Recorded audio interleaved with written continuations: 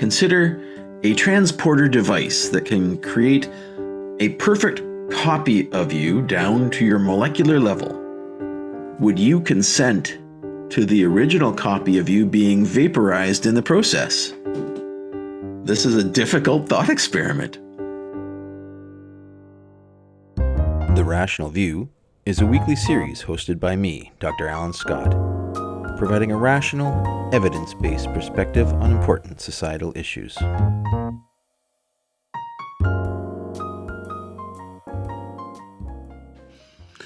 On this episode, I want to delve into the topic of consciousness and why it is seen as a problem by some philosophers. I'm going to do a series again.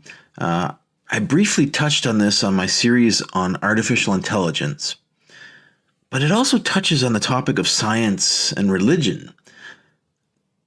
Consciousness is an issue that's dealt with in science fiction rather extensively. Star Trek, especially The Next Generation, has several episodes that bear directly on the issue of what it means to be sentient and what it means to be human, and the morals of these situations, with the character Data striving throughout the show to be more human and to experience emotions, and getting him treated as an object by Starfleet Command rather than a sentient being.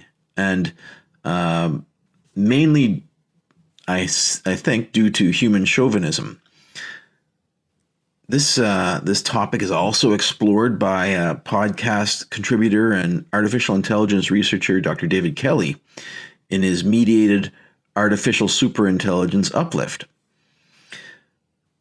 One's opinion to the answers of the questions that are going to be raised in this has significant impacts on what one expects from the field of artificial intelligence and how one might treat and interact with a potentially sentient AI system, and whether one even believes that is possible.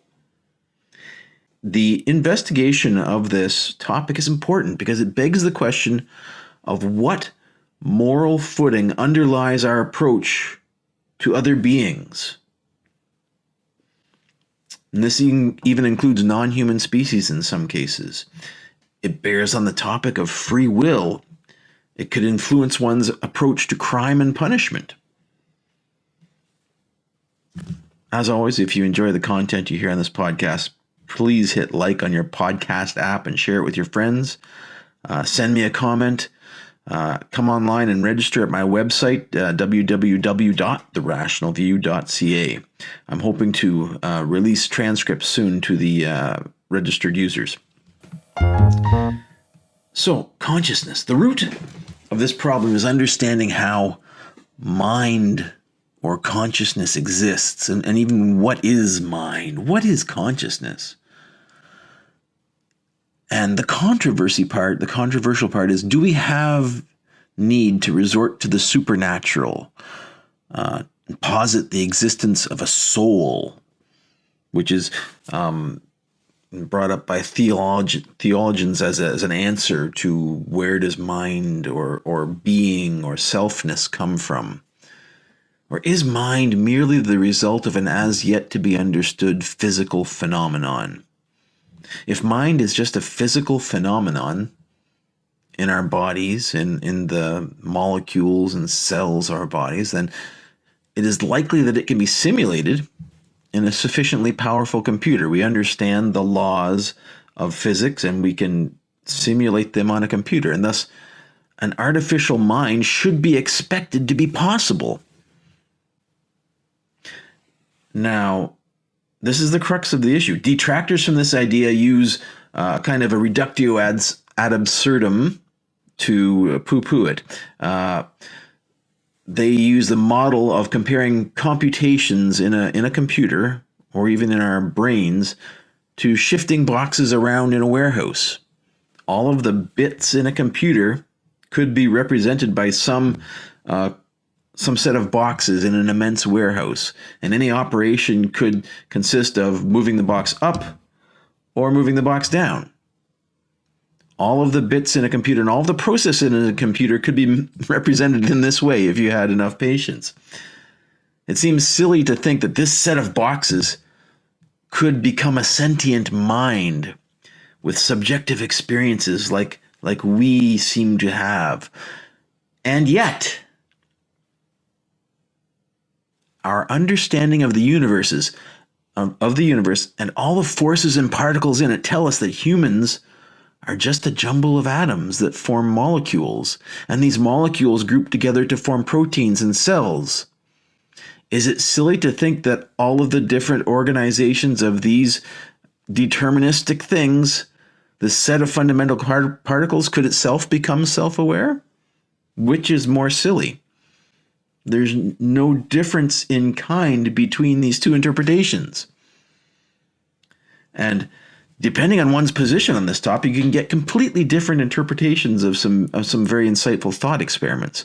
And again, going back to Star Trek, consider a transporter device that can create a perfect copy of you down to your molecular level. So it scans you, it's got the information, and it generates a perfect copy of you. You could use this transporter to travel to distant places at the speed of light. Would you really arrive there? Would you consent to the original copy of you being vaporized in the process? This is a difficult thought experiment.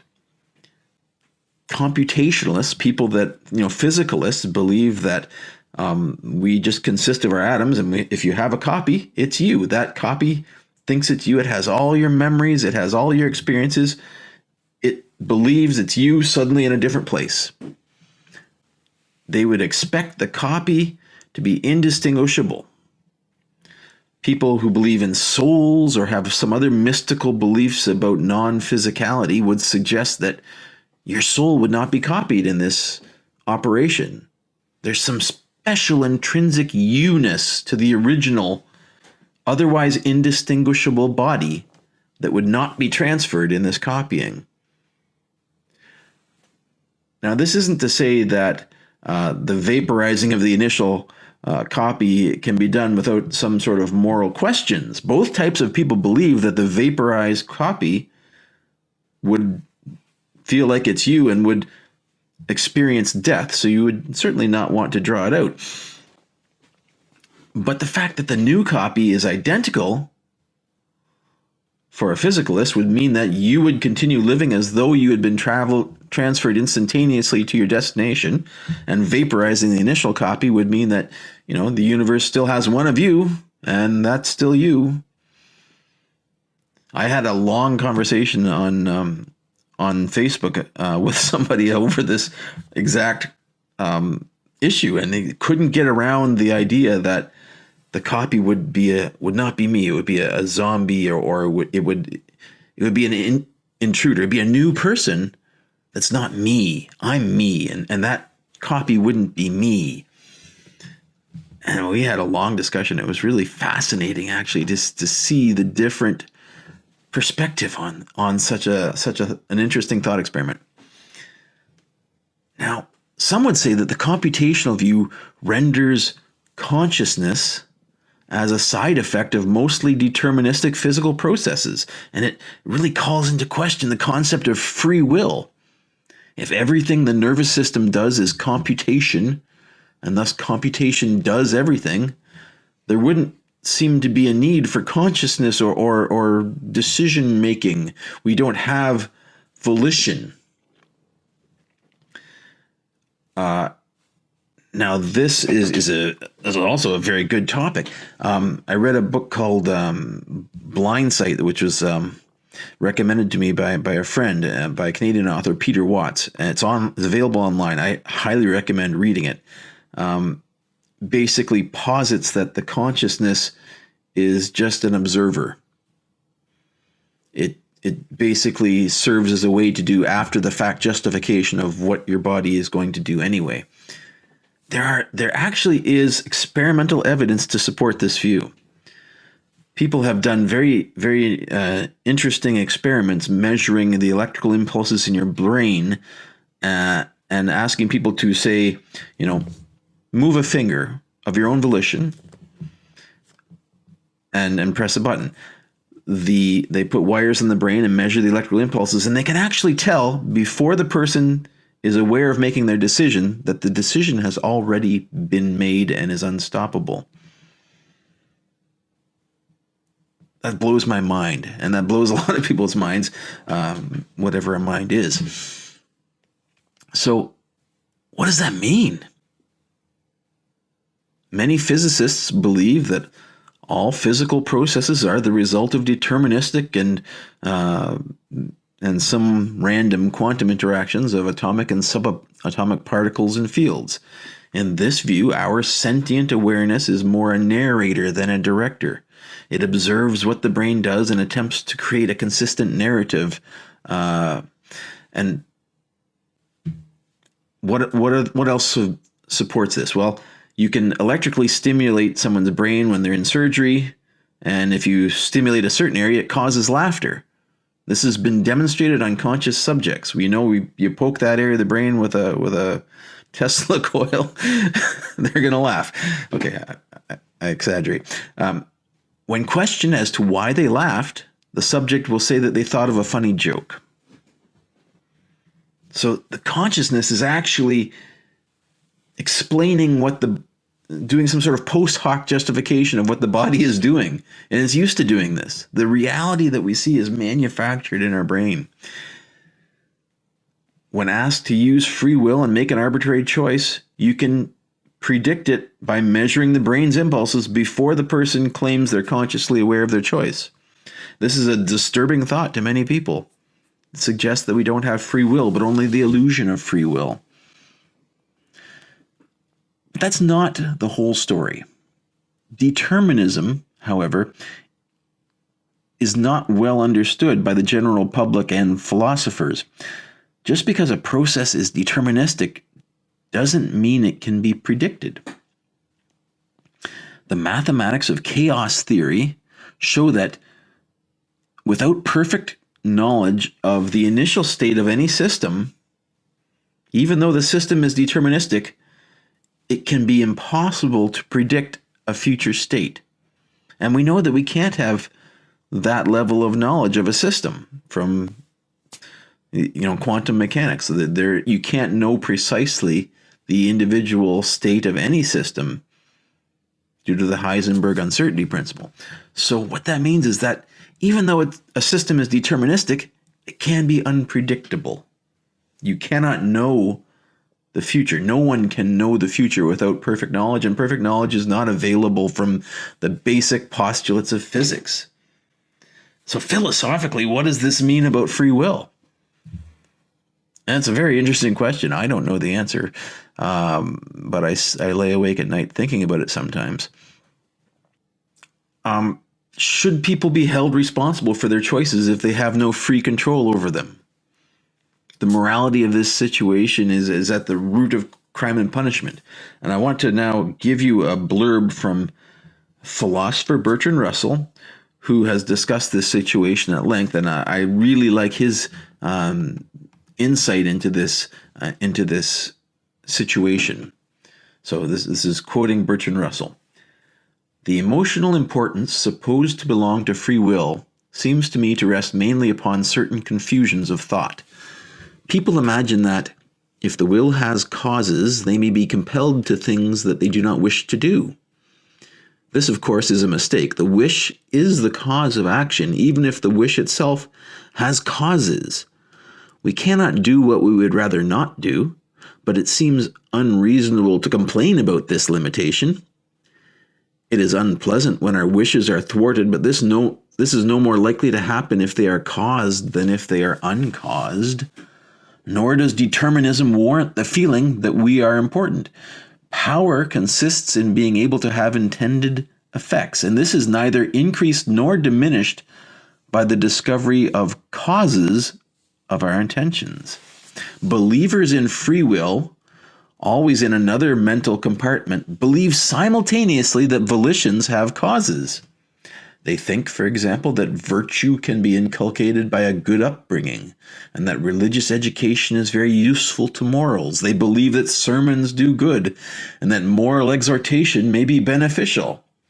Now, it is obvious that if virtuous volitions are uncaused, we cannot do anything whatever to promote them. To the extent to which a man believes that it is in his power or in any man's power to promote desirable behavior in others, to that extent he believes in psychological causation and not in free will. In practice, the whole of our dealings with each other are based upon the assumption that men's actions result from antecedent circumstances. Political propaganda, the criminal law, the writing of books urging this or that line of action would all lose their raison d'etre if they had no effect upon what people do. The implication of the free will doctrine are not realized by those who hold it.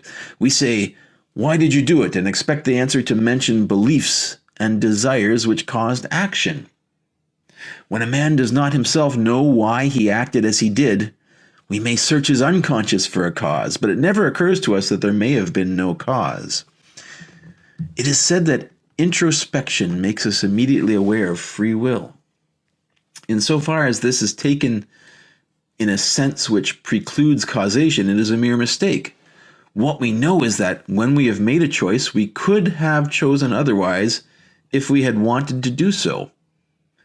But we cannot know by mere introspection whether there were causes of our wanting to do what we did. In the case of actions which are very rational, we may know their causes. When we take legal or medical or financial advice and act upon it, we know that the advice is the cause of our action. But in general, the causes of acts are not to be discovered by introspection. They are to be discovered like those of other events by observing their antecedents and discovering some law of consequence. It should be said further that the notion of will is very obscure and is probably one which would disappear from scientific psychology. Most of our actions are not preceded by anything that feels like an act of will. It is a form of mental disease to be unable to do simple things without a previous decision. We may, for instance, decide to walk to a certain place, and then, if we know the way, the putting of one foot before another until we arrive proceeds of itself. It is only the original decision that is felt to involve will. When we decide after deliberation, two or more possibilities have been in our mind, each more or less repulsive. In the end, one has proved the most attractive and has overpowered the others. When one tries to discover volition by introspection, one finds a sense of muscular tenseness and sometimes an emphatic sentence, "I will do this." But I, for one, cannot find myself any specific kind of mental occurrence that I would call will. It would, of course, be absurd to deny the distinction between voluntary and involuntary acts. The beating of the heart is wholly involuntary. Breathing, yawning, sneezing, and so on are involuntary, but can, within limits, be controlled by voluntary action. Such bodily movements as walking and talking are wholly voluntary. The muscles concerned with voluntary actions are of a different kind from those that control such matters as the beating of the heart. Voluntary actions can be caused by mental antecedents, but there is no reason, or so at least it seems to me, to regard these mental antecedents as a peculiar class of occurrence such as volitions are supposed to be. So it's a little bit long, but I wanted to give you that perspective on, determinism and free will. Because free will is a difficult concept and a challenging concept and may not even exist or need to exist. So what do philosophers and theologians think is actually going on if they don't accept physicalism? If mind is not a computational process in a brain computer, then what is it? Well, some people, like physicist Roger Penrose, suggest that mind arises out of the spooky superpositions that one could only simulate on a quantum computer. In his theory, to explore consciousness requires one to understand physics, and physics is based on quantum mechanics. And it's not computational. It's more, this idea at least doesn't have a simple reductio ad absurdum of a set of boxes in a single warehouse. Rather, it would require a quantum mechanical superposition of an infinite number of warehouses to simulate. Is this better? Is it quantitatively different? Certainly a different scale. Another refinement is to suggest that the mind resides in the electromagnetic fields created by the neurons in the brain. If this idea is true, a straightforward computer AI shouldn't be able to simulate a mind. One needs the finely physically graded continuous field distribution supported by the brain's microdistribution of neuronal currents to compose a mind. It is not so easy to see, but it still seems to me that the process occurring in such a mind could be simulated in a computer of arbitrary power, as EM fields are still deterministic and following from physical laws created by Maxwell or derived by Maxwell, not created by him. He is not the creator, although some might think so. Is there something magical about these fields that allows a mind to exist? Some philosophers argue that minds are the underlying intrinsic nature of fields. I don't know what this means, but this approach ties brains and neurons to minds with holistic experiences, because a field is a holistic thing extending over all of space and extending through time. But it just doesn't offer a very good explanation of what is meant by fields being minds. The EM field of the brain is a unified whole that is generated in the brain and extends out into space, and you can measure it with measuring devices, the electromagnetic attraction and repulsion of the field. The EM field is affected by all of the neuronal signaling that occurs in response to sensing and stimulation and thinking, and currents generated in all of the neuronal circuitry. EM field strength naturally correlates with the concept of wholeness that we seem to associate with our beings and our localized consciousnesses in single bodies. We know that electrical stimulation of the brain can elicit experiences and sensations from memory, and various oscillating electromagnetic field frequencies are correlated with states of consciousness. For example, awareness has a certain electromagnetic field frequency that you can measure with electroencephalograms, and REM sleep has another frequency, and unconsciousness has another frequency.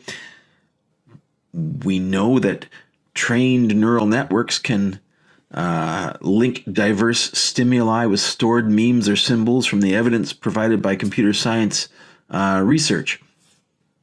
So, there may be something to this theory, but it's not clearly enough enunciated to me as to what it means that fields are minds. And it seems like it might be something that is unnecessary to posit.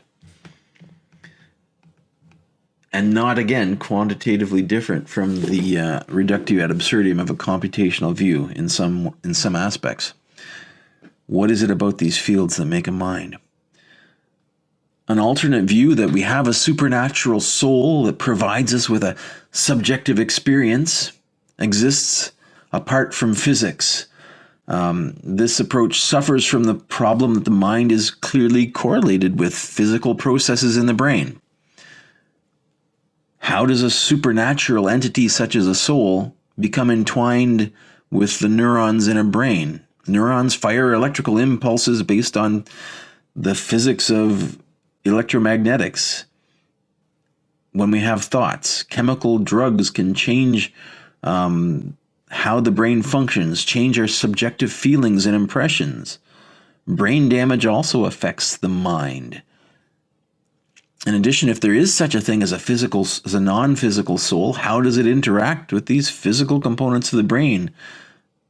At some point, it needs to produce a force or a charge to link itself to these physical mechanisms, at which point it becomes just another physical entity which interacts in the electromagnetic field that should be governed by the laws of physics. So it's no longer supernatural. Once it does something, it's natural, it's observable, it's measurable. And so far in physics, we haven't found anything at the level of experiments that would suggest such a thing is necessary. This viewpoint posits, if you accept it, that the field of artificial intelligence will never create a sentient awareness and that we cannot simulate a mind through mere processing. Another interesting theory which I found in researching this series of podcasts is called Pan-Psychism. And this goes one step beyond the EM field theory. This posits that the most basic reality in the universe is thought. And every physical object in the universe is imbued with some level of awareness. It's just there. It's a thing that everything has, from rocks to brains and everything in between. And somehow the complexity of a brain magnifies this universal awareness. It's not clear to me where this is going. It seems, again, like an explanation of something that we haven't defined well enough. Is consciousness something that arrives from complex computations or only from complex computations performed by neurons and EM fields in a neural matrix?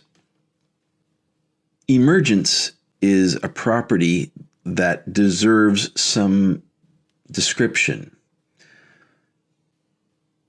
Consciousness, it's postulated, is an emergent phenomenon. It could be an emergent phenomenon is an unexpected aspect arising from a complex interplay of simpler systems. Examples of emergence include chaos theory, an unpredictability in a system that arises from very deterministic and simple mechanics. Beings like ourselves arise from a jumble of cells, jellyfish, coherent behaviors amongst ant colonies. All of these things are emergent phenomenon that would be difficult to explain from the actions of an individual component. Emergence is defined as the arising of novel and coherent structures, patterns, and properties during the process of self-organization in complex systems. Weak emergence, there are two types of emergence, weak emergence and strong emergence. Weak emergence describes new properties arising in systems as a result of the interactions at an elemental level. However, the properties can be determined only by observing or simulating the system, and not by any process of reductionist analysis. As a consequence, the emerging properties are scale dependent. They are only observable if the system is large enough to exhibit the phenomenon. Biology is not just applied chemistry. They are linked, but it seems like one could not in any practical sense predict the intricacies and complexities of biology just by knowing the laws of chemistry. Although with a big enough simulation, you would be able to arrive at it. This is the computational viewpoint. So some philosophers argue that there are emergent phenomena that cannot be simulated from the physical interactions of their subunits. And this is called strong emergence, an idea that seems to go against the laws of physics as we understand them.